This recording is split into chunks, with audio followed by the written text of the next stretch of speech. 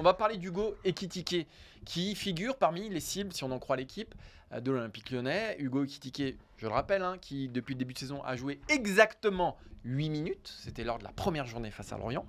Ekitike qui ne joue pas, Ekitike qui est puni, Ekitike qui prend 800 ou 600, non 600 000 euros. Ah, j'avais 400. Ah, 400 400 mensuels. Bon, 400 mensuels. Moi, c'était peut-être du brut, je sais pas. Ça doit être du brut. Mais en tout cas, voilà, Ekitike qui ne joue plus. C'est un joueur qui avait marqué 10 buts en Ligue 1 à 19 ans. 24 matchs. 24 matchs. C'était une vraie promesse du football français. Une vraie promesse qui est en train de s'éteindre à feu doux. Ekitike, symbole d'un marché qui ne tourne pas rond.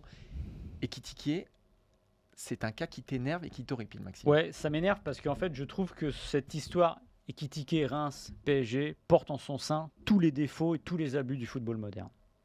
Et il n'y a pas de responsable. Il n'y a pas de coupable, sinon tout le monde. Je m'explique. Ekitike au PSG, c'est l'histoire d'un club super puissant, surpuissant, Trop puissant. qui s'offre un jeune joueur prometteur dont il n'a pas besoin. S'il faut le dire, on va dire oui, c'était une doublure. Oui, non. Ekitike n'a pas le profil d'une doublure. C'est un jeune joueur avec des promesses qu'on a vu jouer à Reims qui avait vraiment quelque chose de différent. On sait très bien qu'en arrivant là-bas, au PSG, il ne jouera pas parce que l'année où il arrive, évidemment, il y a Mbappé, Messi et Neymar. Et rien que faire sortir l'un des trois 20 minutes, c'est un problème. Donc on peut imaginer qu'Ekitike ne jouera pas ou peu.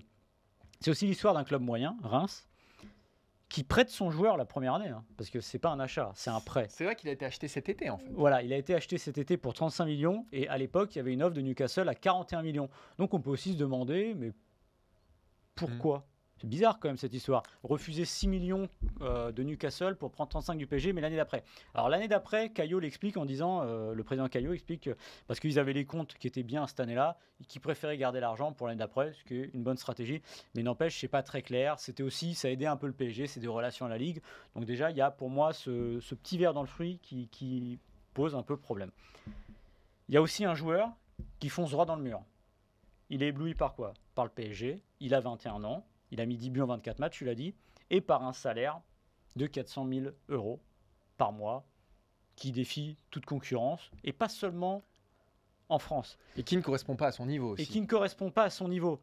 Ça, c'est un joueur qui arrive dans un club où il y a Messi, Neymar, Mbappé, où il ne va pas jouer, et qui va finalement prendre aussi les mauvaises habitudes. On a beaucoup parlé de son comportement, qu'il a voulu un peu faire le joueur de très grands clubs, un peu copier Mbappé, un peu copier Neymar, et finalement se perdre. Le salaire, il n'est pas à la hauteur de ce joueur-là et vice-versa. Parce que c'est 400 000 euros, alors pour le PSG, c'est une paille. En Ligue 1, hors Paris Saint-Germain, c'est le 6e plus gros salaire. Donc déjà, ça le met hors de portée de n'importe quel club. Si Ekitike avait fait preuve plus de jugeote et peut-être aussi ses conseillers ou même Reims, il faut le vendre où Ekitike ? À Marseille ? À Lyon ? Un club avec une marche un peu plus haute qui le permet de progresser. Or, aujourd'hui, il se retrouve coincé parce qu'en plus, il n'a pas voulu partir. C'est le PSG a voulu le larguer. Il voulait Kolo Muani. Ils ont fait du chantage, il faut le dire. Oui, si tu pars pas, on va pas pouvoir avoir Kolo Muani. Donc il faut que tu partes dans le transfert à Francfort. Résultat, il n'est pas parti. Mais comme on s'en doutait, Kolo Muani est venu pour 90 millions. Et là, le PSG, qu'est-ce qu'il a fait ?